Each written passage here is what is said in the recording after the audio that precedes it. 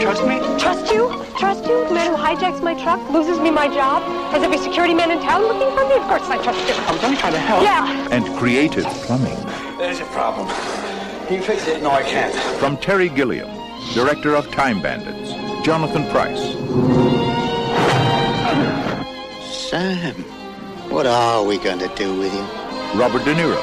I came into this game for the action, the excitement. Go anywhere, travel light, get in, get out, wherever there's trouble, a man alone. Katherine Hellman. And Michael Palin. We've always been close, haven't we? Yes, Jack? Well, until this all blows over, just stay away from me. Brazil. It's only a state of mind. We're all in it together, kid.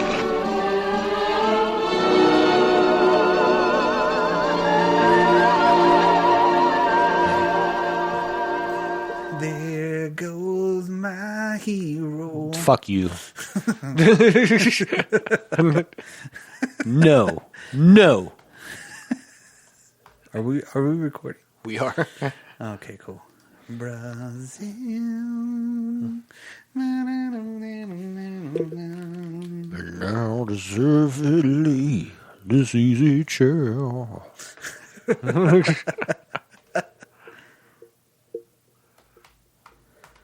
It's funny, my son got a Brazilian flag tonight, too. Really?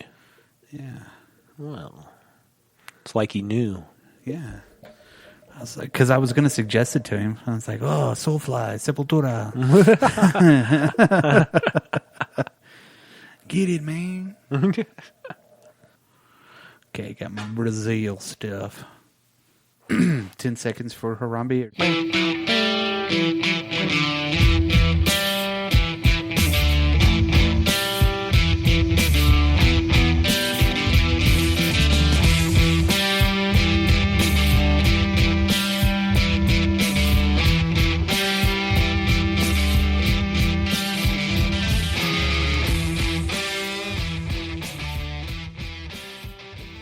We are back. Feel better now? Yes, All in right.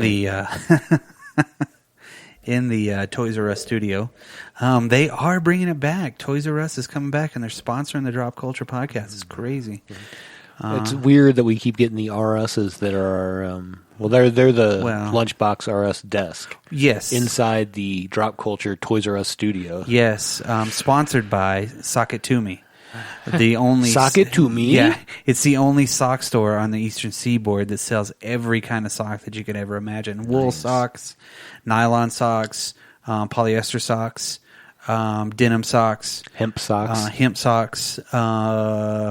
tree socks, all kinds of socks for your socks. And it's called Sock It To Me. Yeah. So, I mean, Sock It To Me off of Route 95, Upper New York State. Right by the Chicken and Biscuits place and Kohl's. Formerly the Burlington Coat Factory. Yes, Sock It To Me. Okay, so this is our second part of our Trilogy of Imagination by Terry Gilliam. Again, one of the greatest directors of all time. Such an imagination, and this is all about imagination. Brazil is one of the coolest movies that you'll ever watch, I think. I know it's got to be listed on the 1001 movies before you die. I think it was listed as, and I could be wrong on the number, but I think it was like number 51 on the greatest British Film Institute's greatest films of all time. Oh. I don't know if those were just British films. Or you know what I'm saying? Yeah, maybe. But I really think it was. Yeah, no, it says 54th greatest British film of all time. British film. Oh, okay. Yeah. So I read that earlier somewhere. Yeah, so my memory failed me a little bit. I was off by 3. Well, which is pretty good if you're talking about quantum physics. Right. Yeah. Or maybe not. So probably not the case to be good to be off by 3 if you're dealing with quantum physics. Yeah. Well, you could be off by a couple. It's cool. You know? I mean, as long as there's no black holes involved. You're going to travel back in time and get all the gems that way. So the first film in this whole trilogy was the from the child's perspective, Time Bandits. Yes. And this one is from the perspective of a middle-aged adult man. Absolutely. And I know that if you listen to our last full-length episode, you heard Time Bandits. It was definitely a film of imagination. I thought that was really neat the way they did that based on all the stuff that was in his bedroom and all that stuff. Yeah, there's just so many different things, and it's the same way with this, too. Yeah, 100%. But this is now you're an adult and you have to go to work. Yeah, which really fucking sucks. Obviously. When was the first time you saw this movie? Whew. I'll be honest, I don't remember. I remember having seen it 20-something years ago, easy. Oh, yeah. But I don't remember the first time that I watched it. But I think the first time that it really resonated with me, I watched it when I worked for the Illinois Department of Revenue. Okay, there you go. And I was like, this movie makes so much fucking sense. This is my life every day. Yeah, I had to fill out a B-stroke 17A today, and it took fucking forever. The first time I saw this movie, IFC, and because it had Bobby De Niro in it, I was like, you know what? I'm going to watch this. And fucking fell in love with it. Absolutely. The last scene where it was just more of a musical type of a deal, everything was so crazy that I fell in love with the movie. And you could never find this movie. You never really could. It was a complete cult classic. Even in like the mid-90s. I would say the first time that I saw this, that I didn't even recognize that it was Robert De Niro. That's how young I was, Yeah, because I knew it was him. I knew Jonathan Pryce. I had seen him before. I think I saw Baron Munchausen before I saw this one. Okay. So that's probably what led me to watch it, because I've seen Time Bandits, God knows how many times. And then this movie was kind of just swept under the lexicon of things. And this is my favorite in the trilogy. You think so? Yeah. For me, personally. Okay. Personally. Yeah. It's very hard to choose in all three of these. Oh, they're all great movies. If you watch them all back to back, they have so many different things to really give you in it. And that's what all of his movies, I guess you could really look at. They really do give you so much. There's just so much information crammed into the 2 hours or 2.5 hours or however long most of them are. Absolutely. And it's just like, it's amazing. It's not to look just, back. it's not just information, but it's like even the scenery, everything. The world. The world build. Yeah, you're absolutely right. The world building in Gilliam's movies is awesome. Yeah. But yeah, and he uses every inch of the screen. Effectively, yes, too. Absolutely. Effectively, it's almost like his graphic design stuff that he did for the Monty Python show. Yeah. And the way that he shows how the Earth is very consumerist. For one, he's picked up that consumerism vibe from absolutely everything, and almost everything that he does is all a commercial almost. Well, Terry Gilliam very much seems a person that the system of everything really bothers him. Yeah. And I can appreciate that. Yeah. Whether it's the economic world of like what we saw in Time Bandits, where, we got the new toaster oven and they're trying to keep up with their neighbors. Yeah, exactly. Yeah. Or this where it's like the bureaucracy is just terrible. You can't do anything. Not, and again, like we mentioned earlier when we were talking, it's bureaucracy just for the sake of bureaucracy. Yeah. It's like, let's add another layer of bureaucrats to this. Yeah, and it seems like everybody is so just set in the way that it goes, and everybody knows way more than they need to know, or they don't know anything, and it's just constant throughout this whole movie. I mean, you don't get it. You get to see the evolution of the cities to where they have the pipes and stuff. Right. But I remember an image in this movie too that really kind of struck me as this. And it really, I don't know, it hit me. It was whenever they're driving the truck right before they go through the barricade, right? Mm-hmm. And you have nothing but the advertisements on the side. Hiding the horror of what's outside, the pollution and bullshit, Absolutely. Right? And that's pretty much what we're living with today. It's all about if you got a great credit score, or if you literally have money in the bank. Even if you don't, it doesn't matter, because everything is based on this look and this high fashion type of a weird, and you forget what's going on the side, right? Because you're so insular in your world on what you want. It's so fucked up. But that's the world of Brazil. Like, well, I was going to say the epitome of that's his mother. Yo, You know, I mean, 100%. I think that shows really what's going on with society when you have her interactions with Mona. with and Mona's like, hello. Oh, my complication had a complication. Catherine Helmond of Who's the Boss fame. Yeah, she's fucked up in that movie, and then that one woman is the other woman that they're always trying to hook their daughter up. Well, and okay, when you see the picture of it, it really does. It invokes a weird feeling for the movie poster because that doesn't look anything like Jonathan Pryce whatsoever. No, I agree. And so you have no idea. And I think I saw like a preview for it. Like most of everything I watched on IFC back in the day, it was a very good channel for introductory stuff. Now it's just fucking shit. Television shows and stuff, TV shows I don't want to watch about baking and stuff. But Jonathan Pryce plays this character, Sam Lowry, so freaking good. It is just... He is a great actor no matter what, and he's worked with Gilliam forever. I think he's been in almost every Gilliam movie except for Time Bandits.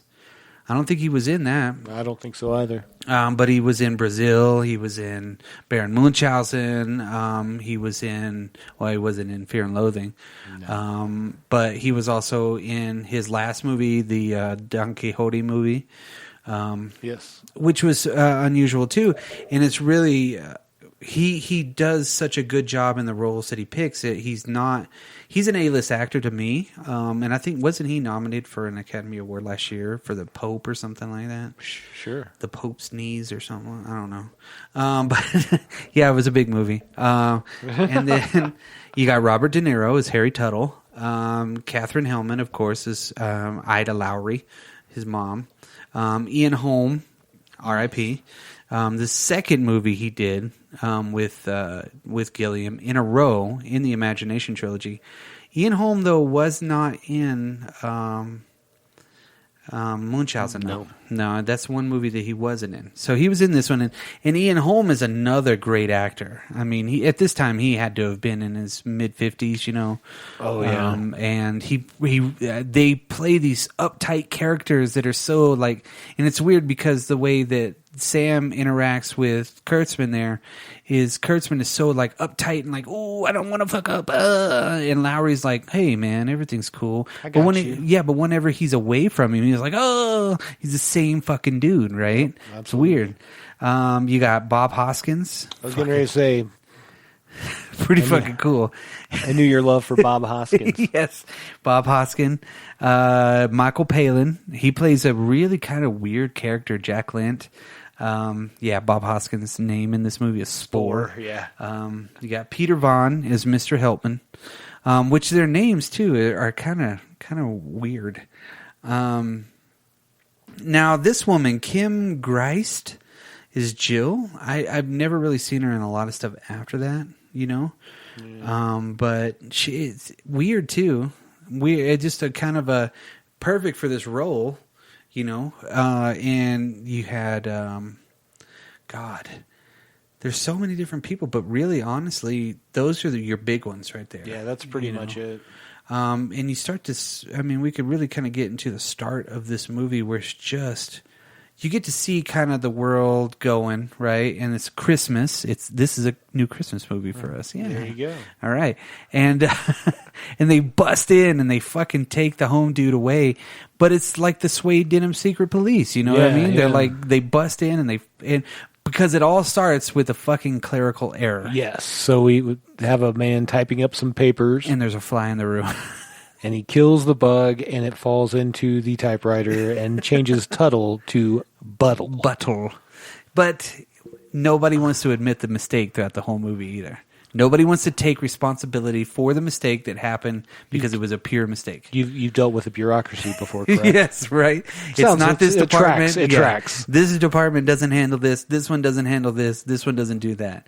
Well, they take him hostage, which is fucking frightening as hell. Well, especially his like kids there, his wife. And then they're like, here's your receipt. Sign here and sign here. Yeah, so she gets a receipt for her husband.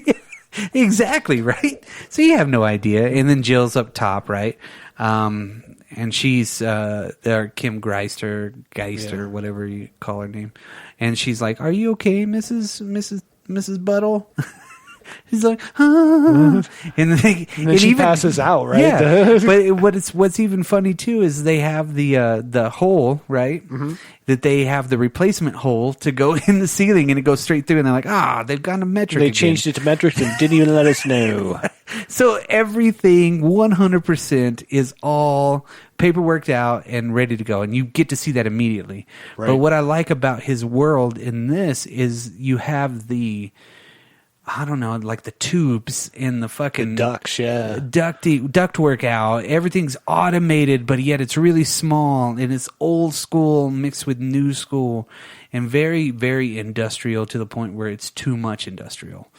That's the nuts part about it. Right. You can't walk in anywhere. Everything's nice and covered up on the outside with all their buildings, but on the inside, it's just nothing but a plethora of weird shit, Plethora. Yes. Eve, what is a plethora? What is a plethora? But that's... Are you talking of El Guapo over there? El Guapo. But there's just so many really cool little things that you find hidden in each one of these deals. And they live in a kind of a slum, I guess, right?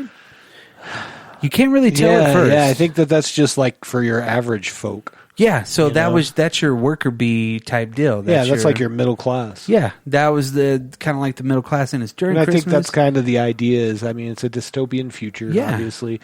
What I love about the way they build this too is the tech is built from stuff from 1930s and 40s. Yes, very much inspired by that look too, And of course, like here's a typewriter with a screen. Yeah, but it's got one of those old eyes helpers. Yes, absolutely, I mean? Absolutely. You put it in front, and you're like, but this is don't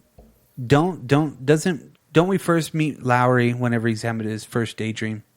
Yes, he's having a daydream about flying. Flying, right? He's kind of flying above everything, which I think is in the common, clouds. right? That's a common. They want to be free. Yeah, that's what people would,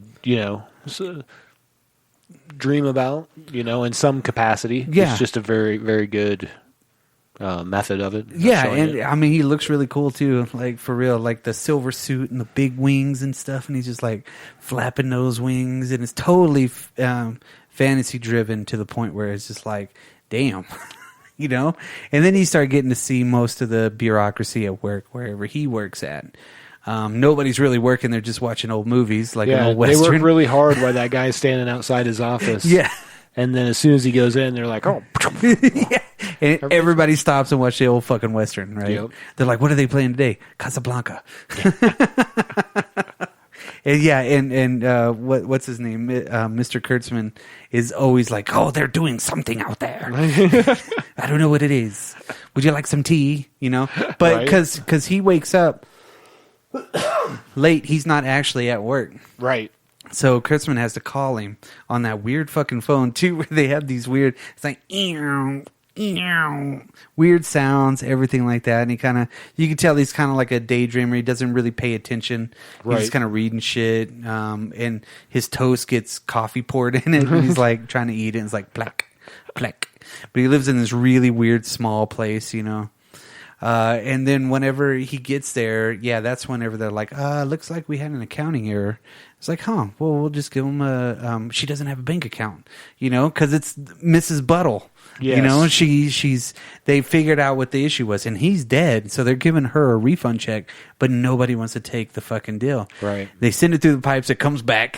He's like, well, no problem. I'll go ahead and deliver it. So he takes it there, and that's when he sees Jill the first time, because it's so weird. He has one of those little bitty cars, right? He ends up getting into the slums or whatnot, or the middle class part of it. Huge buildings. They stop. The kids are outside playing, and the one kid has some matches, and he's like, shakes them, and they're like, and he's got a can of gasoline in the matches. Yeah. And you're like, oh, shit. Yeah, they're going to fucking burn that little ass car. because every radio station is playing Brazil too. Yeah. It's funny. They're like, oh, back again with Brazil.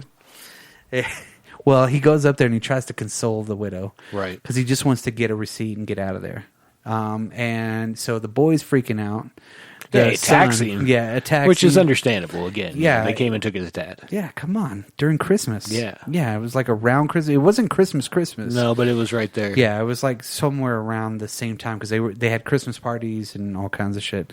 Well, yeah, because that's going to be key later. Yeah. So, yeah, you get to see that kind of weird stuff. And, I mean, Ian Holm did hint about him taking a promotion. Right. Which he was afraid that Kurtzman's afraid that he's going to take a promotion. He's like, I don't want a promotion. Yeah. And he makes him say it a couple times, and he's like, well, good. Yeah, because I stopped it from you. Yeah. I stopped you from leaving. It's one of those dudes that doesn't know how to do his job. Yeah. But yet has somebody underneath him that knows how to do his job and is just like relying on that, which is weird. So that's why he goes out to the deal. That's not weird. Again, bureaucracy shit. Yeah. It's just it's a trickle down shit. Nobody knows what the fuck they're doing. Exactly. And yeah, that's why he goes out there and sees, and his emotions, he doesn't know what to do because she's freaking out, right? And then he sees the woman from his dream. Yeah, through the hole, because she was the lady in the apartment above him. So he runs upstairs, and then she's downstairs, and he's like, holy shit. And he goes out to his car, and it's fucking on fire. Yeah. He has to put it out There's with no a mattress. wheels. Yeah. He gets in, it actually starts up, and then it's like, falls down. So strike number one for Sam Lowry there. Yeah. Poor Sam Lowry. But because when he first comes in, that's when he first meets, what's his name? Jack Lint. They meet at the security part. Yeah, and Jack Lint's he's in information retrieval. Yes, Ministry of Information, MOI. Yes, yeah, but he's in the retrieval department. Yeah, and what part is Sam Lowry in? The shitty part. I don't remember. Like everybody's talking about promotions, and everybody's got the same fucking gifts. Now that you said that, I'm like, what was the fucking name of the one that he was in? Yeah. Which is weird, because I love the artwork that they have, like Turn In Your Friend. It's all and that shit is real. You know, 100%. And they're all throughout the movie. There's little sayings, like just all terrible. Like it's like if you suspect, turn them in. Suspicion is leads to I can't remember. Basically, that suspicion's a good thing. Yeah. But I can't remember now off the top of my head. Yeah, it's so weird. Because he does work for the Ministry of Information, but it's the... it's a different department, though. Information retrieval is the one where he goes to. That's where he gets the promotion. Yeah. And that's where Lint works. Yes. Information retrieval, which is the torture. The torture spot, which is kind of weird. So I mean, literally, he's looking for her the whole time, Jill, because he sees her and he's like, his dreams are like real. He's like, this is it. I got to find her. Because this is even before he goes to have a dinner with his mom, right? Lunch with his mom. Yes. Because she. God, they go because you see that it's like it's kind of weird because even at that point there's a terrorist bombing, so there's these people that are trying to get this shit, kind of taken care of and not be so oppressed. People are dropping bombs at all these rich places, Mm-hmm. But whenever he goes home, he has no air conditioning, right? And this is where he gets in touch with Tuttle, Robert De Niro. The actual Tuttle. The actual one. Who is a terrorist. Yeah, he doesn't realize it either. He likes to fix air conditioners. Yeah, HVAC stuff. So he calls and he's like, it's an emergency. I'm fucking burning up. And he falls asleep in the fucking refrigerator. And then he gets a call. Yeah. He's like, is anybody in there with you? And no. What is this? And then he comes in and he's got like a Walther PPA, He's like pointing it at him in his back. Yeah. Yeah. And he's like, I like to get in and I like to get out. I like the stealth, So he's like subverting the bureaucracy of getting something fixed to actually do the work, Right. So he's like So it actually gets done. Yeah. And the way he fixes it, too, he's like, oh, I see what your deal is. Look at this. You got one of these? And he's like, no. He's like, oh, okay, hold on. I like how he kind of like, he shuts one off with the hemostat and then pulls that same fucking plug and then puts something in and then puts the hemostat back on. He's like, there we go. Yep. And we're all good. And then you're set up and ready to go. But that's when Bob Hoskins and the other dude shows up. Bob Hoskins and Michael Palin, right? No, not Michael Palin. No. I forgot who that dude's name is. Michael Palin is Lint. I don't know why I thought that. Yeah, Doesn't matter. Yeah. Well, they show up and because De Niro says something about a B-stroke something, and they're like, "Oh my god!" He actually because Buttle's in there. You know, he's about to get busted because if they walk in, they'll see him because he's got the Tuttle. Tuttle is in there, and he's got the gun pointed at him and shit. And then he mentions the B-stroke 27B or something like that, and they're like, well, you know, he knows the bureaucracy, so he's like, okay. Yeah, and then they're like, holy shit. And that gives Tuttle time to escape. Yeah, which he fucking jumps off. And it's like, pew! It's fucking gone. So he feels kind of empowered. His AC's working pretty good. And he still wants to find... he still wants to find Homegirl, right? Jill, yeah, because he's been dreaming about her. Yeah, he still has all those dreams. It's really fucking weird, too. I mean, they start getting a little bit more involved where he's rescuing her. Right. She's in a cage, and they're getting taken by these faceless, weird, cherub-looking creatures, you know? Right. And, those are wicked, too. But those come into play. That face comes into play later on, too, which is another weird kind of a deal too. The way they kind of remain faceless, but those are the people that he sees. Right. You know, all the people that are chained up. It's like Buttle's wife and kids. Where's my dad? Right. You know, weird shit. They took my husband. You know, all these people are like the people that are around him are like oppressed. You know. Right. Right. Well, I mean, that's what makes up your dreams, right? Is the experiences that you have, so it makes sense. And he's not, but the thing is, he wants to go find her. He doesn't want to rescue them, right? You know, he's kind of, that's his fantasy is to get away from them, you know, and to live his own life above the clouds, you know, so he doesn't have to be around anybody. To be free, yeah, to be 100% free, because she flies too, which is weird. Yeah, yeah. This is where the other dude's name was Dowser, right? Dowser, yeah. I just don't remember who played him. Yeah, and then to learn more where Jill is, he has to take that job at information retrieval, which that's when he meets with his mom, because his mom is friends with the main dude at the Ministry of Information, right? Yes, Mr. Helpman. Yes. Which was his dad's friend. That's kind of how it made it sound, yes. Because he said, you know, I wanted your dad to blah, blah, blah, right? Now, he the first time we see her... I'm going to stop you real quick. So Dowser, the guy that played him,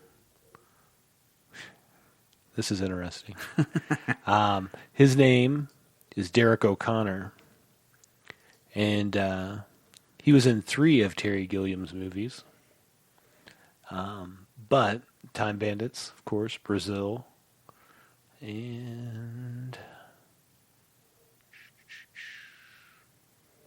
trying to find the other one real quick.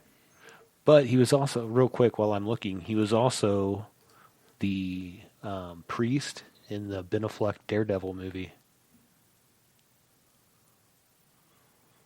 Really? Yeah. He was also in Lethal Weapon 2. Diplomatic immunity. It's just been revoked. But yeah, so that's interesting. Really? Yes. Really? Huh. Yeah. Let me see that guy's face. Look him up. Oh, okay. You can't even fucking tell that's him. He's young, dude. Yeah. Well, not really. I guess he's like 40 years old. Lethal Weapon 2, he's like, hey, you look like a smart kipper. Yes. Yes. That's fucking him. He was that evil fucking dude. That was badass. All right. Anyway, so I just wanted to share that. Oh, okay, cool. All right, back into it, I guess. Yes. Yeah, you can't even tell that's that dude at all because of the glasses. Right? The glasses is what kind of like kills it on that part of it. I mean, you can definitely recognize Bob Hoskins. Yeah, Yeah. Of Super Mario Brother fame. Yes, which he played Super Mario. But that restaurant is fucked up too, right? Yes, They go to yes. because they go in and the dude's like, Mrs. Lowry. He doesn't even see her. I know. He's like, you look beautiful. Yeah, and you just see that close up, that Terry Gilliam close up of the face. Right. After she's getting hassled, they have to open up the gift. Well, they stop him. They Yeah. stop Sam as he's coming in. She's like, "Oh, you remember my son?" He's like, "Oh, yeah." Yeah, come like, on. Straightens him back up. Yeah, it's like, and then he goes down. He's, I would recommend the number 3. Yeah, no, it's the number 1 and the number 2 because, to be honest, I would recommend the number 2. And then he goes to the girl, I would recommend the number 1. Yes, yeah, and she's so weird too. She's like, I got the She's- bar in my face. Yeah, she really doesn't say anything, and you got At all. that one weird woman too. Is like, hello, Sam. It is so good to see you. He's like, what's the matter with you? Oh, I had a little complication because, I mean, the first time you get to see his mom, really, Getting all fitted up for the plastic surgery. they're like stretching her fucking face. I know, and he wraps that saran wrap around her head. Yeah. And I was He's like, what do you think? Yeah.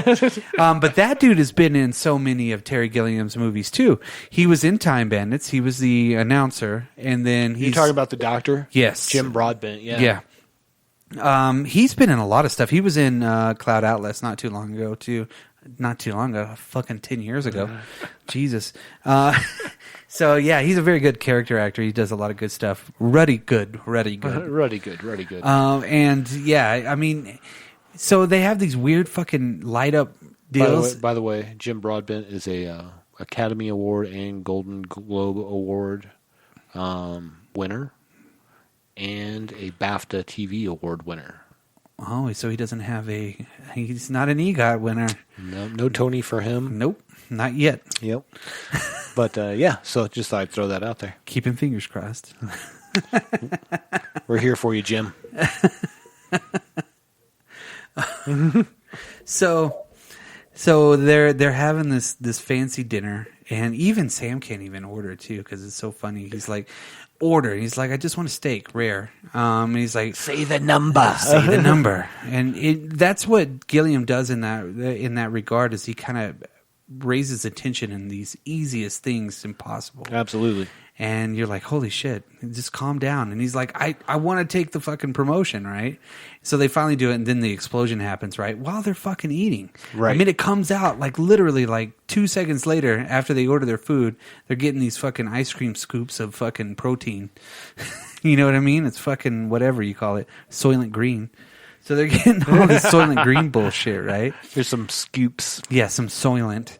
And that's when it explodes, but they act like nothing's happening. Most everybody's like, oh, I'm sorry. Like the waiters are all like, oh, I'm fucked up. I did not know that De Niro wanted to play Jack Lemmon and got Really? turned down. Really? And still wanted to be a part of it, so that's why he played Tuttle. Oh, I had no idea either. didn't either. I knew that it But was it makes like, sense because Gilliam, was co-writer on this. He was obviously the director, and Michael Palin and him are, I assume, pretty close. Oh, yeah. Well, they were, yeah. But I could see it because I think when I first watched it the first time, they had a little behind the scenes still, and they were talking about how De Niro seeked out a role in this movie, really wanted to be in this movie because of Gilliam. Right. That's really what it Why was. would you not? Yeah, it was all Gilliam. This was his second big movie, too, I think. Well, I know Tom Cruise was also considered to play Price. Really? Or, I'm sorry, Sam Lowry played Jonathan No. Price's role. I'm glad they didn't No, go. yeah, Think how totally young he glad. would have been. Yeah. Totally glad. Yeah. Jonathan Pryce was a perfect fit for this role. Exactly. Anything that really he gets picked out for, he's really good at, you know. And De Niro's role too, as Tuttle, was pretty fucking good too. I mean, very quick and easy, and just like bam, right there.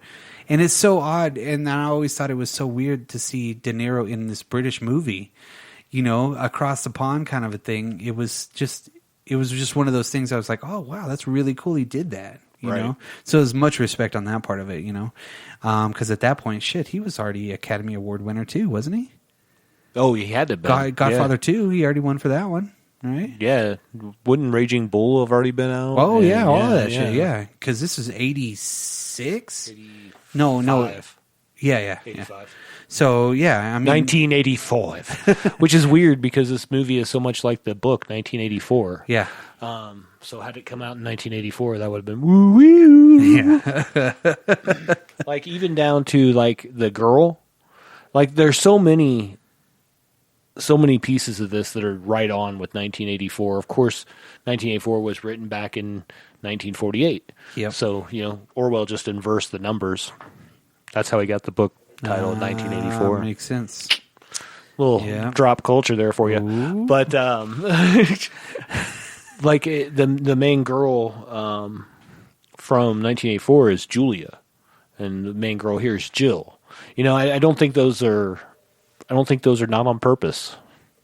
That's what I'm saying. Yeah. I think he's like you building off that, like obviously that was an influence. Even though he said he never read 1984, I don't believe it. No. That's like that lady that wrote those Mockingjay movies said she never saw, Yeah, she did. She's a fucking whore. Yeah, she at least saw the fucking commercial for Apple computers. Change your world.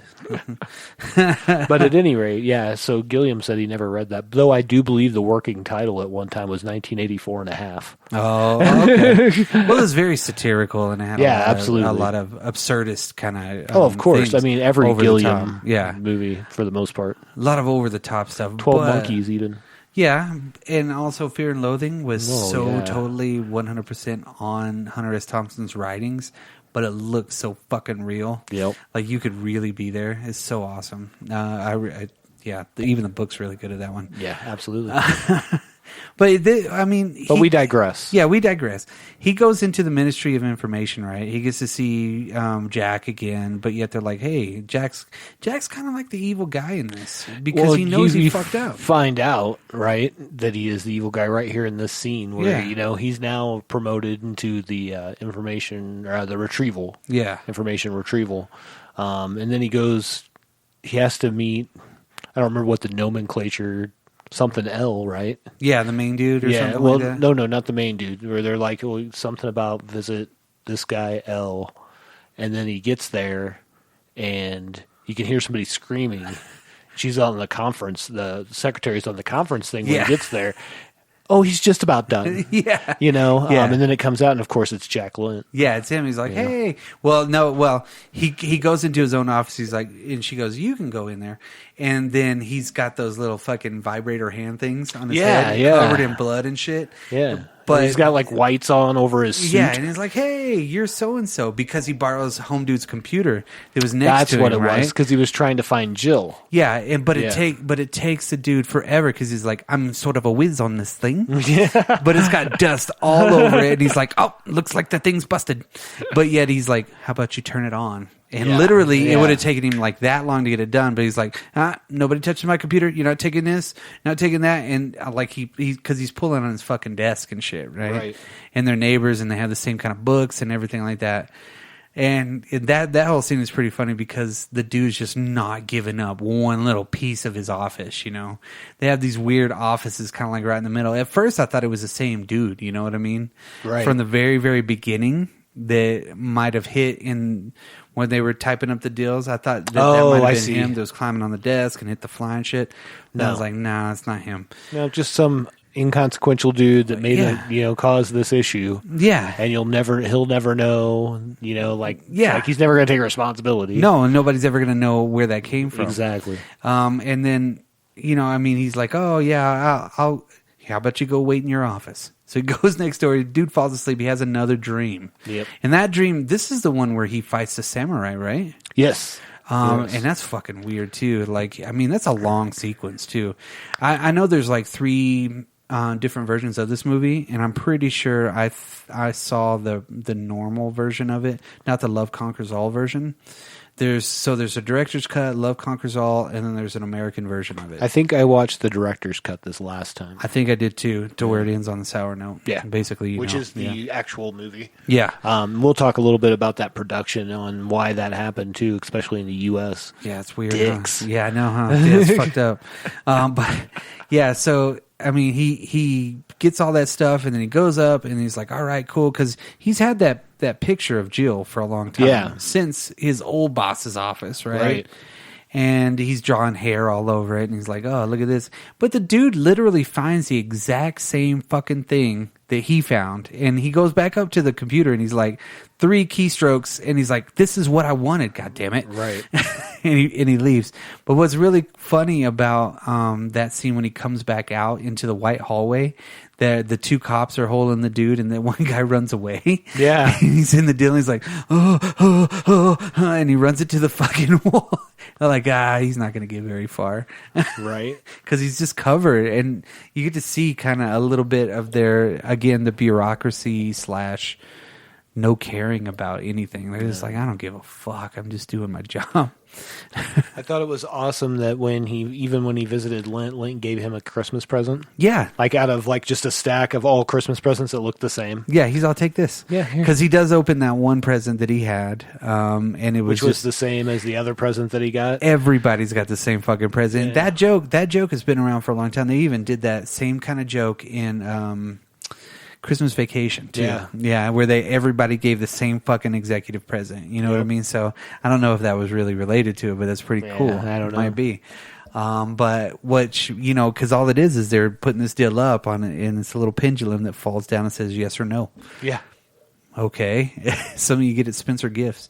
And so I mean, he's on his way down because Jack gives him the full file. He's like, don't lose this shit. Please don't do it. And he's like, oh, I got to go back to work. And his kid's there too. Right. Fucked the up. Triplet. Yeah, he's like, There's a conversation earlier where he's like twins, right? And he's like, no, triplets. And he's like, oh, how time passed. So are they just cloning kids? Like, I don't know. Yeah. It's like he doesn't really have that many. So they went from twins to triplets over time? Yeah, exactly. And he doesn't know which one's which, obviously, because he calls her like 2 different names. He's like, she corrects him both times. Yeah, because he's like, one of the triplets. He's like, yeah, I think so. Yeah, that's how he really kind of says Seems that way or something. Yeah, he's like, let's pick up your shit. Come on. So then he's on his way down the elevator, and that's when he sees Jill again. Because we've already seen her whenever they were doing the demonstration for the camera deal. That's the first time he kind of saw her back at the Ministry of Information. Then he's going down the deal, and of course, the guy at the desk is like, no, you need fucking Form 42B. There's so many bureaucracy things in this, that's the funny part, is like, she has to go back. She had to go get a stamp. Yeah, from the same place that just sent her there. Yeah, to not get a stamp. Yeah. And so she's waited forever for fucking bullshit, right? We've all been there. Yeah. If you've ever been in a DMV or a Social Security office, or if you've ever had to call customer service for anything, ever been in the Army. You gotta get the CZ stroke 2914G. I want you guys to hurry up and get over there. Now wait for 4 hours. Yeah. What the fuck? Oh, thanks. But then the elevator gets fucked up, right? And he ends up downstairs with all the weirdos, right? Or the security force is like, "Oi, where you going?" He's all, "I just need to go up." And he's all, "That's the executive," because whenever he talks to Heltman, because he sees him at the party, and he's like, "Hey, I really need your help." But he's just helping him pee and shit. Yeah. And then he spills the dust on his like, "Here I am, the ghost in the machine, JH." Yes. So you're like, all right, that'll work out later on. Right. But then, I mean, he sees Jill, and then he's like, fuck. So he finally gets back up, and he's like, wait a minute. And he pulls out his badge, because he doesn't have his badge because he got a new suit from Jack Lint, which is the gray suit. Right. Jack Lint wears a black suit because his boss tells him to get a new suit. Yeah, the new boss. Yeah, so it's like, oh, you'll never get anywhere in a suit like that, you know. I mean, but they wear these different kind of suits with each one of the branches that they work at too. And his boss is never wearing a suit jacket. He's always got it slung around. It's like, no, yes, no, yes, maybe, no on this one, yes. Just telling these people, they're like, no, yes, yeah, no, yes, no, yes. No on 3. Omaha. Oh, wait. So he actually doesn't have his badge. He didn't realize he had his badge on him. because he's like, "Where's your ID?" Because when he first started, he went up to the deal and he's like, aren't you going to ask for my ID? And the dude's like, "We're information retrieval. I think we know who's coming up here." Right. He's like, "Oh, okay. All right, I guess." And then they ask for his work badge downstairs with security. Right. So then he's like, "Fuck it." And he runs off and they're shooting at him and shit like that. Gets upstairs. Jill's about to get, I guess, killed or tortured for or some something. reason. Yeah, I don't know what remember. the fuck. Because Well, she she's was there. considered part of she was because Tuttle was there, or Buttle. She lived above. She was considered a terrorist. Yes, yeah, but at this point, they sounded the alarm because of him. Right. No, I'm with She you. was just in the wrong spot. But I'm saying she Yeah. was considered a terrorist earlier. That's why she was. That's why he was looking for her to try to save her. Because then he goes outside and he literally tries to like chase her down because he grabs her and she's like, "Nobody touches me, without my permission." You know, and I'll be smoking a cigarette in my bathtub. Yeah, yeah. And the way she smokes too, she kind of just like puts it in the side of her mouth. She's like, "I'm not really a smoker." So he gets on the truck and, I mean, she parks right in front of the Ministry of Information, but that's after he has the altercation with the home dude breathing the fresh air, you know, and the woman's got the dogs and she's like, "Hey, pick up your mess." Right. And he's like, "Oh, fuck it." And he's just running because he's dropping those papers fucking everywhere. Right. You know? The ones he wasn't supposed to lose. Exactly, yeah. Any of that stuff. So he completely loses all of it, you know? And then he gets onto the fucking truck. She tries to ditch him like so many goddamn different times, right? She's like, "I gotta work, asshole." Right. And then they end up kind of out in the middle of nowhere in this weird industrial park where they're making houses or something. Something. I don't know what the fuck they were really making. Yeah, he follows her around and she's like going upstairs and downstairs and all weird fucking places. And then from one of the dudes in the suits, she gets a package. Weird. Yeah, and he's like, "Oh my God, wait a minute," because he's already thinking she's a terrorist. What was funny about that is they showed the all the dudes in the suits playing volleyball. Yeah. What the fuck, right? So she has the load on her truck now, and that truck is fucking massive. What kind of fucking truck is that thing, man? Big. It's huge. He doesn't fall off of it. I mean, the thing is like beyond big, and it doesn't ride smooth. It looks like it's like Yeah. She's like, "Oh my God, like let me take a look at you." Definitely my time. Kicks him out the fucking door, right? That was before. But then why does he freak out and say, "Go through it"? Because they put the roadblock up, right? Right. It was probably just routine. And they go through it, and that's when you get into that weird, like, fight chase scene. Right. The weird fucking police cars. He drops the fucking house in between, and it lands perfectly in between. And then they blow up. And she stops and looks back, and the one cop is burning. Yeah. He's like, not really doing anything. So they basically got to escape somehow, and get away from it right there. Now he's technically a part of that part of it as well, because she ditches him somehow, right? So he goes back to his apartment. He goes in, and they're fucking Bob Hoskins and the other dude are there. Yeah, right? they're fucking up his shit. Yeah, and they're like, "Oh, well, we got all your Busting out stuff." his walls. Yeah, he's like, "Where did you get this? Did you pull this out your nose?" Right. So they're all fucking pissed, right? So they get all their shit, and then they have the air conditioning running into their suits. Yes, which is weird. And then Tuttle switches the raw sewage with the fucking AC, and it starts pumping this weird, nasty. They're like, and it fucking explodes.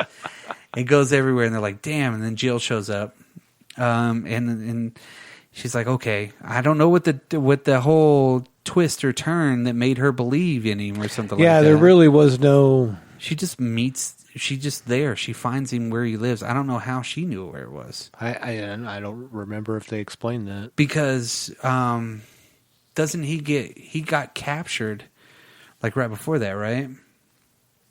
And he has to where is it? Where are we at? Yeah, because they basically, this is before he gets busted for it too, because he's in like the police vehicle, you know, and he's looking through trying to look for her because the bomb explodes and he thought it was her. Right. And he basically said, "This is your fault." And that was before he met up with Buttle and everything like that. You mean Tuttle? Yeah, Tuttle. Yeah. See, I'm getting it confused on purpose. And he's like, "No, why did you do this shit?" And then they knock him out. There's like fucking people dying all around in this weird shopping court. Yeah. Really weird fucking deal. And then she comes. They go to his mom's house because his mom's gone for Christmas. Right. And that house is fucking badass. And then right before he's about to, lay some real pipe, right? He's like, "I got it." And he sneaks back into the Ministry of Information, kills Jill in the system. Yeah. Fakes all the documents. Because he uses the ERIMJH. He uses that fucking code, goes into Helpman's office, which there's a picture of his mom on the desk. Right. So, which He's is been kind helping, all of... right. Yeah, he's doing something. And he erases her, and he's like, "I killed you." And she's like, "Oh," and she's wearing the wig, just like she is in the dream. She's wearing the very, very sheer clothes, everything like that. And then all of a sudden they're like, ring. Yeah. Then he starts freaking beating it up. And and so gross. And the next morning he wakes up to find her with a bow wrapped around her. And she's like, "Unwrap your present." And then they start doing it again. Right. And that's when they come through the ceiling to get him. Yeah, with guns ablazing. Yeah, so... Well, not blazing, just guns. Just guns, right? Yeah. Yeah, so they had one wonderful night in this really badass room and house and everything like that. And because doesn't he have... he has one of those another one of the dreams too, doesn't he? Right. I'm kind of in between that, which is another one of those where the home dude, and that was before, is where Ian Holm comes out of the ground as the fucking whatever you call it, the brick man. Yeah. It's like, "Don't leave me, Sam." Oh, that was the second dream, I think, actually. Because it's where he's trying to fly up and get her out of the cage, but then the big brick arms come out. Yeah. So, I mean, everybody holding him down, Right. everything around him. Why you always hold me down? Well, he gets taken, and that's when they show those weird deals where all those people are moving across, like they're being strung up somehow. Right. Like on hooks and racks, and they're just going in front of these other bureaucrats that are saying stuff like, "Oh, just confess now and it'll be better on your credit," or right. "Confess now and you might come out of this with a good credit score," and they kind of go through that whole little deal. But then he gets put into that really weird fucking place. You're talking about the round room? Yes. Yeah. That is a legit place. It used to be like a nuclear thing or something like that, right? Okay. And it's still standing. People go there all the time. I don't know where it is, but I've seen it on different things. Like urban explorers go look at it and stuff. Okay. So it's with this really weird cement structure that goes all the way up. It's legit, right? I forgot what it was. But then, because right before that, Mr. Helpman comes to see him. He's like, "Merry Christmas," because it is Christmas at that point, right? And he's like, "What should I do?" And he's like, "Well, what about Jill? I need to save Jill." And he's like, "Well, she died." Yeah. And he's like, Resisting "No," arrest, he's like, "No, I killed her." And he's like, "Well, I guess she died twice." He's like, "See you later. Make it easy on yourself." And he just goes away. Right? Right. So you're like, son of a bitch. So he's in that big, giant, weird deal. And the cops drop him off. It's like, "Hey, make this easy on yourself. Confess early, because you see the weird tools. Like there's a bouncy ball on that fucking table. And I never noticed that until the other night. I was like, why is there a fucking bouncy ball there? There's some weird torture devices, and home dude comes out and you don't really get to see him. And that's one of those faces that he saw in his dream, is a really weird cherub, fucked up faces, And I've always liked the way that looks because he walks out a couple of steps and he kind of looks around and then he kind of turns his head back and you get to see that, and it's just wicked looking, right? Such an ominous kind of a deal. And there's a microphone right in front. So, it's inside that building that they're in the Ministry of Information. Right. That's where he was going. Yeah, well, I think that's the room that he almost walked into. Yes. When he came to visit Jack the first time, even though he didn't know it was Jack he was coming to visit. Correct. And it's only... And she's like, no, not that door. Yeah, not that one. Yeah. The other one. And it's just so weird that it's the only entrance, too. You know, so he goes in there and he's like, oh my God, this you. He's like, Jack, it's you. Please, you know, help me out. And he's like, and he puts his hand over the microphone and it stops everything. And he's like, please help me. Please help me. And he's like, no, I don't think I can. You know, and then he really starts into the whole fantasy part of it. Well, yeah. As soon as that clicks so on. he's about to be tortured, which is what Jack does to retrieve that information. Yeah. But right then, as we see, you know, Tuttle shows up to bust him out. Out of the fucking blue, right from the top. And fucking, because it shoots Jack in the head, like, pow! Yeah. But, I mean, he has enough time to take off his mask and everything like that. And look up at the sky and be like, oh. Which is a very awesome dramatic scene. And it's just, there's not a lot of dialogue in it. You know what I mean? Right. There's only dialogue in that first part. Nothing really too crazy. And then it kind of turns into almost like the ending of An American in Paris. It's almost like a play. Yeah. But it's almost like a musical type play at the end of it. And again, the dialogue is very sparse, if there is any. Right. And it's only at the beginning, and it's really dramatic. Him and Tuttle are escaping, and they're shooting everybody, and people are sacrificing themselves. You see the dude dressed with the Santa Claus hat on, and everybody's just shooting. They finally get out of the front door after they've shot their way out. You know, what's funny too is all the people cleaning the floors and shit like that, and they're just shooting around them. Right. Because they don't give a shit what's happening. Even the dude at the front desk is just kind of got his hand on his face, like like nothing's going on. Yeah, I'm playing a little fucking executive game. And that's where, and then Tuttle disappears. Well, they get out, right? They escape and they go across the street to the alley, right? So the cops go the other way to chase the other dudes, right? But Tuttle and him actually end up going into the shopping district or something like that. Right, you're right. So, and he's like, go on, I'll catch up with you. And that's kind of a little bit of the dialogue right there. So then all of a sudden Tuttle's taking off all of his clothes and throwing it in the trash, right? Puts his hat on and everything. All of a sudden he gets a piece of paper stuck to him. And then it literally, like, the paper swallows him up. Yeah. The bureaucracy swallows him up, which is fucking nuts. And to really kind of say that, I was like, damn, that works. Because it really was. He got drowned in paperwork. Absolutely. And he disappears into the papers. Yeah, and at this point, too, you still think this is real. Right. So he pulls it all apart and Spoiler he's gone. alert, it's not real. Yeah. He's like, God damn. Where is this dude? So everybody's staring at him and he runs off. And then he ends up going... In that funeral. Yeah. The funeral for the one woman. The friend of his mom's? Yeah. Yeah. That was always trying to set him up with her daughter. So they're going to that fucking place, which is... Sorry. Sunday.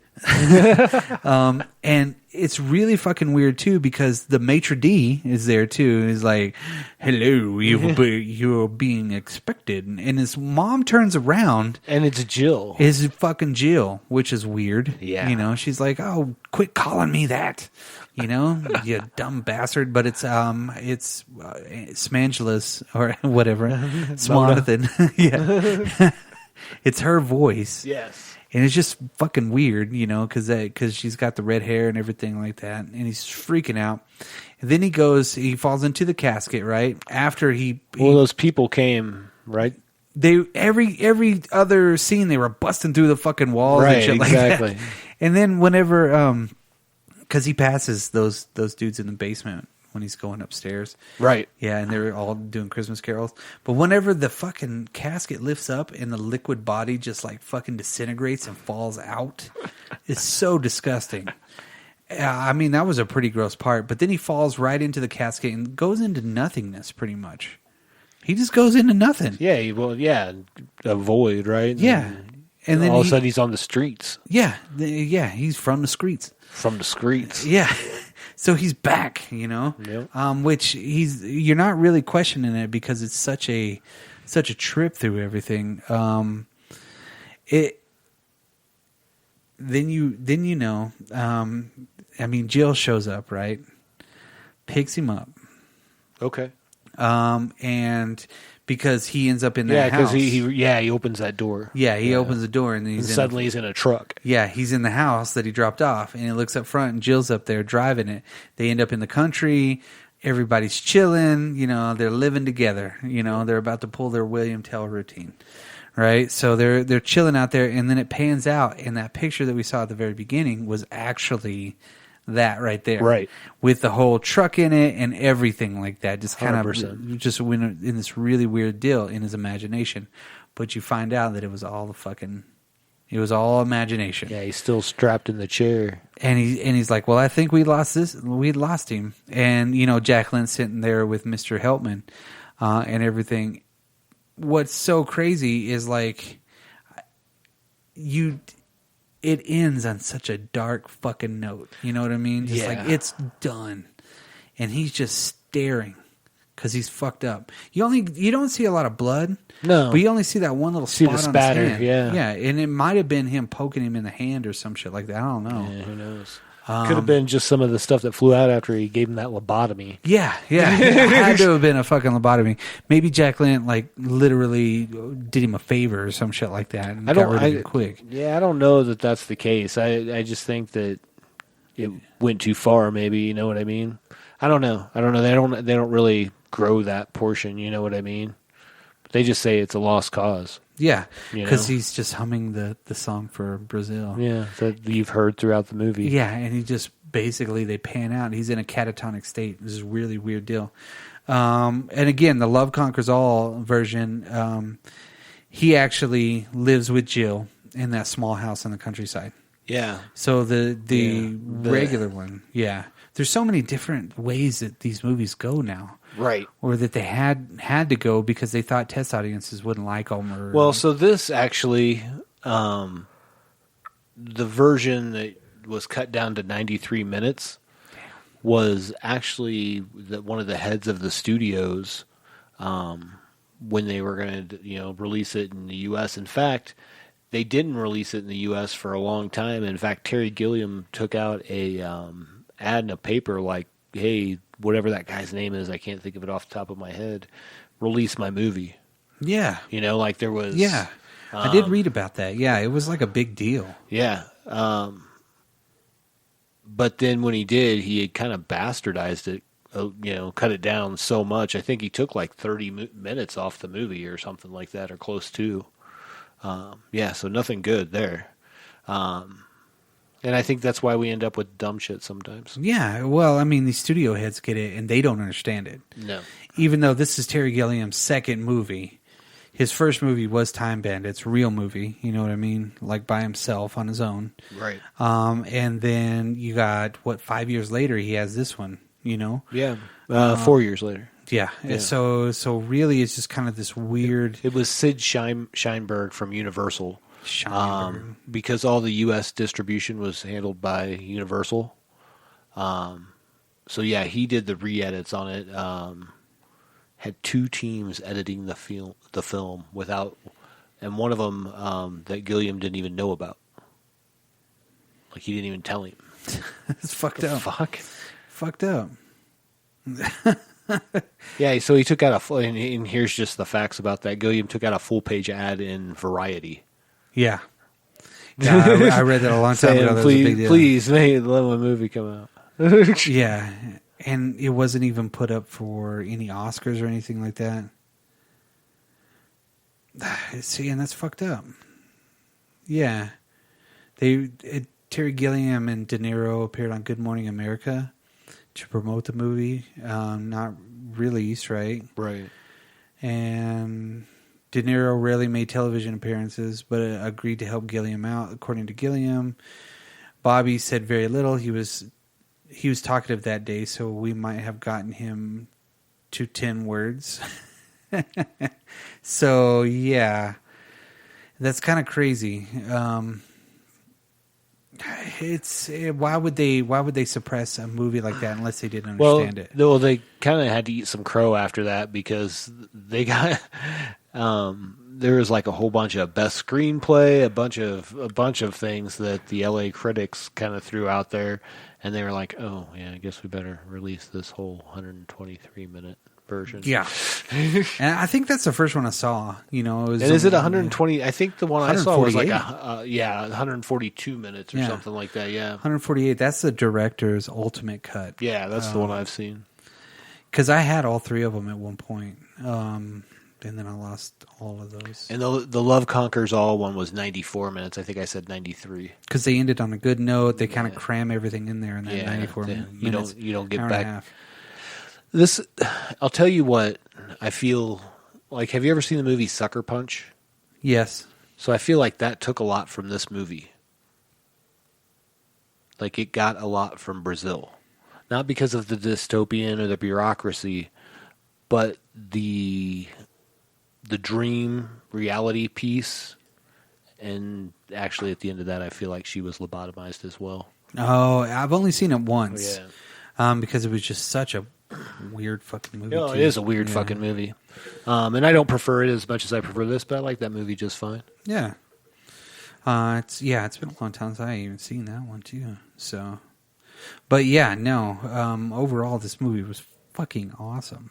Absolutely. There's so many good parts about this movie, and again, Gilliam, I will always watch anything that he's got to put out, just because he does such a great job in this world bending, and he creates these characters. Even him and Palin writing together, have created these wonderful, awesome, weird societies that you really get involved with, but you're part of immediately because you fall into it. There's not a lot of learning in it. And you literally just you're there. You know what I mean? Right.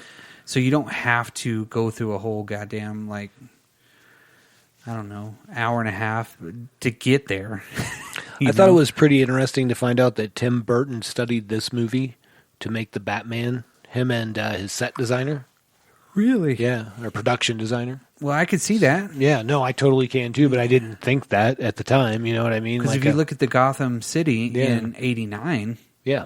That was a very, very big, that was a big setup, because it was all industrial and pipes and shit like that. But still kind of old. Yeah. But not really, But technological.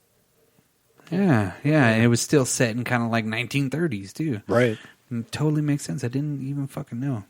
I didn't read a lot of trivia about this one, because I'd seen it so many times. Yeah, I had seen this movie, obviously, quite often.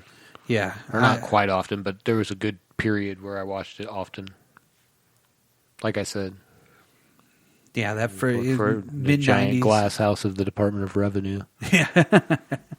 Yeah. I mean, at this point, too, I think 12 Monkeys, when I saw it, 12 Monkeys was out, so I immediately became a fan of Terry Gilliam. Sure. And of course, The Fisher King was one of my favorite movies of all time back then. Munchausen was 3 years after this. Fisher King was 5. Then Fear and Loathing, I went and saw in the theaters. There was only 3 of us in that theater, and it was such a fucking... Really? Yeah. Wow. We went on opening day. And there were 3 people there? Mm-hmm. Opening day at about 4 o'clock. Ah, okay. And it was basically the last day of school. So it'd been a year from me graduating from high school. So they were doing the same thing right down the street from where we went to see the movie. We're sitting there.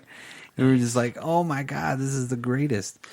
I actually didn't know this movie was part of the Criterion Collection until, obviously I've seen this movie a lot, but I didn't know it was part of that Criterion Collection. I watched it this time. I think a lot of Gilliam's movies are. As they should be. I don't think Baron Munchausen is. Baron Munchausen is another one that is very, very swept under things. It's not as underappreciated, maybe? Yes, very much. A lot of people love it. And it's just, I could watch it all the time. My wife fucking hates me watching it because I'm like, let's watch it. And I actually at one point, I think I played it for the nephews, Thanksgiving. It was last Thanksgiving. Nice. We were all sitting there, and I was like, what do you guys want to watch? I was like, I got something for you. Put it on, and of course, everybody's like, what is this crap? I'm like, shit. I fucking love this movie. We'll be getting into that movie here in the next podcast in our Trilogy of Imagination. Mm-hmm. And we're almost there. That's right. We're 2/3 of the way done with the Trilogy of Imagination. Yeah. Can you imagine if we were all the way done? That would be fucking crazy. Well, I hope you enjoyed this movie as much as we did. If you have any anecdotes or stories about the movie, or you have a specific time whenever you first watched it, let us know. Email us. Go to www.dropculture.com. Yeah, absolutely. And if you can think of some other movies that were influenced by this movie, there are a ton. We didn't really get into that so much. But let us know what you think. What movies you think drew some influence from this. And if you haven't seen Brazil, hopefully you watched it before we told you everything. Yeah. And if you didn't, you should still watch it. It's amazing. Yes. Mm-hmm. Yeah. It's visually an amazing movie. It's thematically an amazing movie. It's Terry Gilliam. If you're listening to anything that we're doing and you like Terry Gilliam, you're there. Yeah, 100%. You already like this stuff. You should. Just because it is so amazing. I mean, he does such a great job at everything that he does. So, but that's the end of tonight. Again, Mitch, you son of a bitch. We miss you. That's right. That's right. Hopefully you make it back from Somalia soon. Yeah, soon. Yeah. Hopefully. I know you're over there curing cancer in giraffes. I don't think that's what he's doing at all. He's running a pirate coven of some sort. But I don't know if that's what you call a bunch of pirates or a coven. That's witches, I think. But he sent me a sample of giraffe cancer medicine. It's weird. Sure he did. That was tiger penis. Oh, yeah. Oh, tiger penis. It was, human horn. Yeah. It's a rhino. It's a rhino, dude. You know what I called last night we were playing a game. It was, you kind of guess what you are, right? But it's called headbands. Yeah, we have headbands. Yeah, and there was a camel on it, and I was trying to tell my wife, I was like, it's a reverse giraffe. It's a giraffe with a droopy head. It's a giraffe with a droopy head. And she's like, huh. What was that? Like, it's a fucking camel. You know, this would have been my hint. Are you ready? It's visible in your pants, and we call it a toe. Not to her specifically. It's visible in some women's pants, and we call it a toe. We call it a toe, and it starts with a C. I was making my son laugh because I was fucking up the whole time. Because they would be like, is it alive? And no, is it a zoo animal? And I'd be like, is it a Frankenstein? Is it a creature from the Black Lagoon? And they'd be like, no. Is it a food? And they're like, no. I'm like, is it baby back ribs? Having so much fun with that shit. Nice. Of course I lost because I was just oddly specific. I was like, it was a post-apocalyptic movie starring... Don Johnson. Yeah. Starring Kurt Russell. And they're like, what? My son's just laughing. I think what got him the most was like, is it a Frankenstein? It makes my wife mad, but I love it. It doesn't really like make her physically mad. Not. Of course She's not. just like, God, play the game. Well, with that... Well, I mean, we have kind of changed this format up a little bit, and we've kind of been doing not the Wikipedia rant of movies, so... Just I think also we're not digging into every scene, which I like. Yeah. You know, we're just kind of floating through the movie. Yeah, and if you like that format... thematic stuff. Or if you guys have any sort of, feedback for us, give it. Let us know. Do it. You can hit us up on the www.dropculture.com. You can message us through there. You can send us an email on dropculturepodcast@gmail.com. And Yahoo. Or Yahoo. Yeah, because this is 2002. Because we still use AOL here. I even got a dropculture at AOL.com. Hit us up on your IRQ messenger. Don't forget to listen to all of our friends out there, especially. Check us out on your Netscape. Yeah. Yeah. And just search for us on Lycos. You break out your Netscape Navigator and go listen to the For Everyone podcast. You can also hit us up on the socials. We're on like Facebook and Instagram, MySpace, Drop Culture Podcast, yeah, and Twitter. You can twat us if you want, or tweet us, twit us. Twinkle us. At Dropped Culture. Yeah. Twinkle us. Yeah, you can twinkle us if you want. I don't know what that means. It sounds kind of gross. It's weird. All right, since we're I don't know what you guys are all into, but hey, we're out of here. Yeah, since we're so horrible at ending.